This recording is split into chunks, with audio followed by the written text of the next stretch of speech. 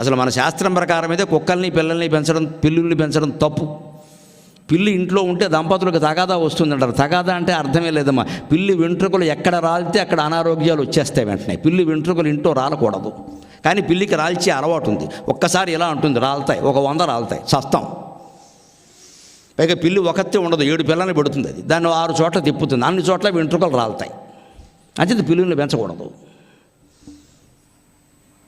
కుక్కను కూడా పెంచకూడదు. కుక్కను పెంచే విధానం ఏమిటంటే, వీధి కుక్కలు ఉంటాయి, ఆ మిగిలిన అన్నం ఏదో గుమ్మం ముందు అక్కడెక్కడో బారేస్తే వచ్చి తింటాయి, పోతాయి, అంతే. దాన్ని పెంచేసి మీ మీ మీ అని పేర్లెట్టి పెంచక్కర్లేదు. ఇక్కడ కొడుకుల కంటే ఎక్కువ పోయాయి మన కుక్కలు. ఇక్కడ నేను ఉంటే కానీ అన్నం తిందండి, ఎంత గొప్ప విషయమో. ఇక్కడ దాన్ని వదిలేస్తే తెలుస్తుంది దాన్ని అన్నం. నీకెందుకు ఆ గొడవ? అది ఉంటే కానీ నువ్వు అన్నం తినలేవు, ఆ విషయం చెప్పరాదా? ఇది చెబుతావు పెట్టి. ఇక్కడ